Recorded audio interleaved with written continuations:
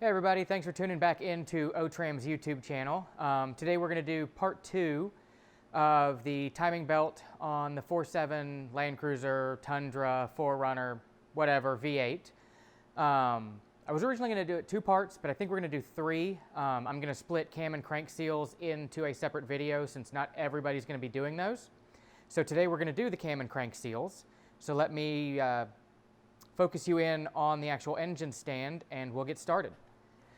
Okay, so we've already got all of our timing belt components off, the water pumps off, and everything's ready to go. So the next step is to take our cam wheels off. So you're going to need something like a big pin wrench like this that you can stick in here, oops, wrong way, and counter hold the cam wheel while you go to take it loose. And you just want to make sure that you don't spin the cam wheel while you're doing these. And I already cracked these loose because it was on an engine stand and I didn't want it flopping all over the place. So we've got those out. We can take our nuts out, or bolts out. And then these will just kind of wiggle off. I'm going to set them down on the ground. They are side specific. So make sure you keep track of where they came from. There's that one. You can see they've got a little knock pin that goes into a groove here to line everything up. Once we've got those off, then we can take these 10mm bolts that hold the actual back of the timing cover on.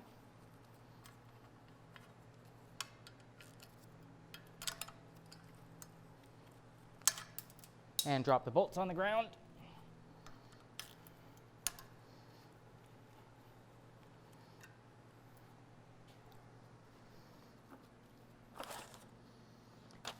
And let me grab a wrench, because I didn't bring one over to get that long stud one. You can either use a deep socket or a 10, just wrench on this guy. Sometimes these stick, so you want to wiggle them back and forth to get them freed up, because you don't want to break that bolt off. So if it's gummy, just kind of move it back and forth a couple of times easily to see if you can get it to free up.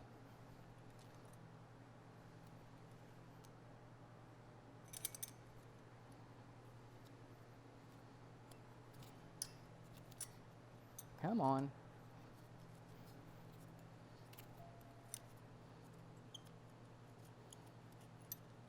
There we go. And now we can take this shield off and set it down and off to the side. And it smells like something died behind here. I'm glad you guys at home can't smell that. So this one's our big cam seal.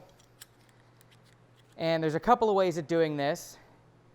I normally try, come on, focus, one of these slim seal pullers first. It's got a small hook that's smooth, and you can work it in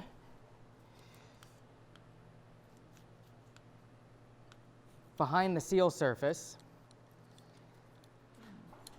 and then, come on, you spin this support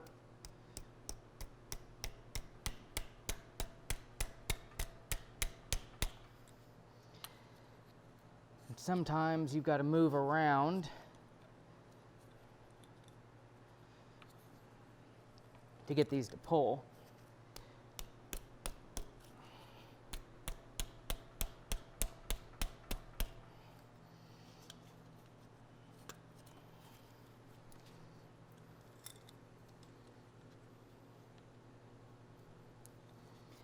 Try moving it over here.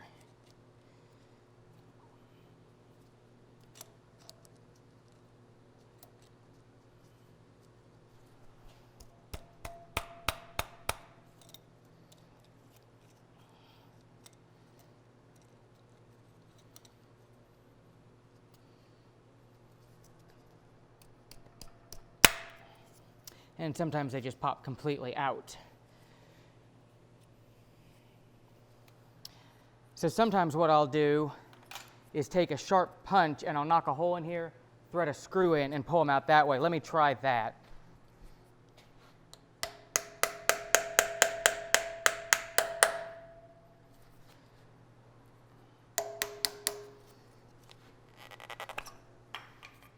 And sometimes you can just knock them out that way.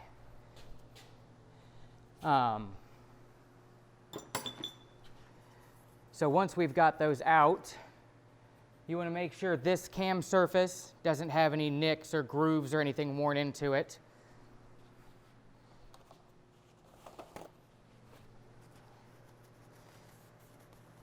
We're going to take and we're going to wipe around the inside. We're going to wipe around the outside of the cam.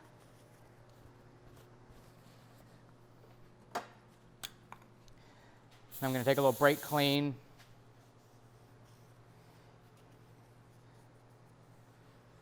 And wipe that guy out. I want it nice and clean for the new seal to go in. Then I'm going to take my new seal and I'm going to take just some grease and I'm going to work it into the inside of the seal lip here, just so the first time we start up the motor, it's not running on a dry seal. So we'll work all that in there. Clean my excess off. And then this next step is optional. I'm going to take some of the Toyota seal packing. Come on, focus.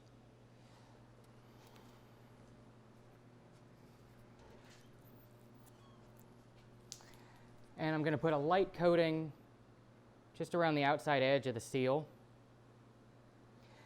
This makes it a little bit easier to put the seal in, and it also gives you a little bit of extra protection against leaks. So put some of that on there, and then just gently swivel that guy on. It's real easy to roll the seal under on these. So there we go. We got that guy on there. And then usually, if you've put sealer on them, you can just work them in with your fingers like this until they're flush. You don't even have to use a hammer or anything to work those on.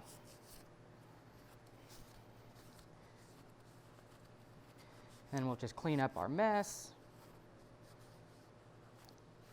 The sealer also helps when the top of the valve cover is glued on. It glues the seam right here, and when you take the seal out, you disturb that sealed edge.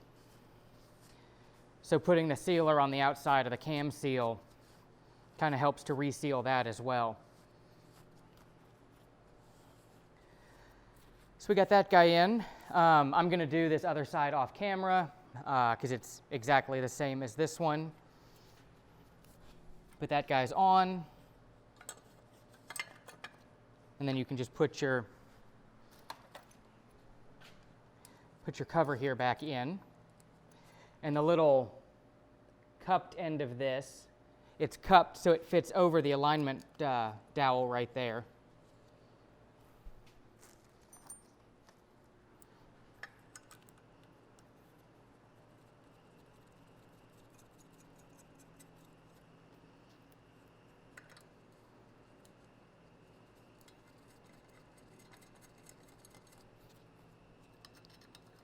And this is obviously for the non-VVTi engines. The ones with the VVTi, you've got to take the cams out to replace these seals.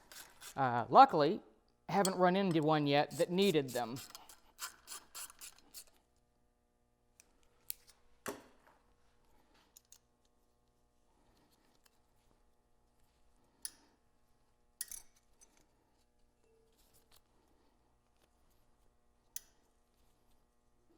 You just snug these back in. There we go. And again, this side's the exact same, so I'll do that one off camera. Let me swivel you down, get you a little bit closer so we can do the crank seal. And this guy will likely pop out pretty easy because I've already actually had this seal out once when I did the oil pump. We're going to take our shaft seal puller,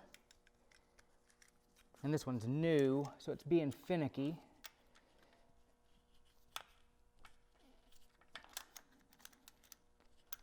There we go.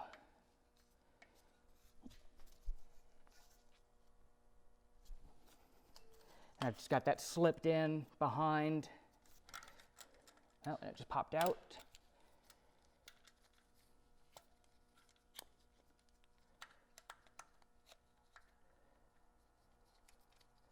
Try this. There we go. And then you can leverage it out. The nice thing about this style of puller is you're slipping it in next to that shaft and it's smooth where it's going against the shaft. If you use like the normal seal type pullers, you're bound to nick the sealing surface on the shaft, which is not a good thing. So I prefer this style, even though they can be a real pain to use. And so there's our new crank seal. Same thing, I'm gonna put a little bit of grease in there to pre-lubricate it so it's not running dry.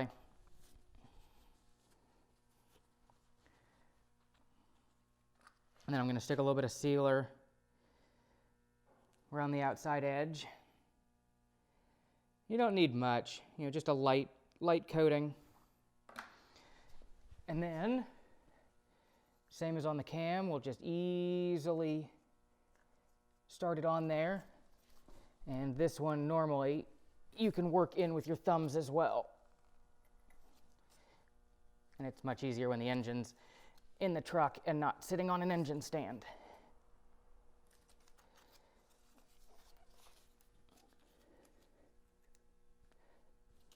You just want to make sure that it's even all the way around so you know you're pressed in there straight.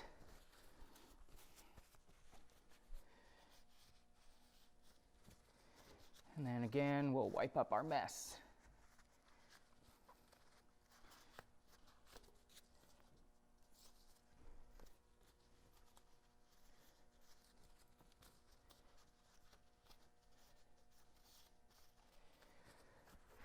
And then, by the time you get the rest of the timing belt installed, this will be the sealer will be dry and you'll be good to go to start up again.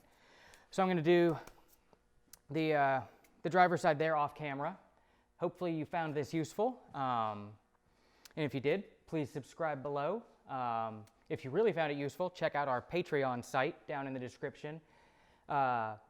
Viewer support helps us make more videos, get better camera equipment, stuff like that, and it's always appreciated.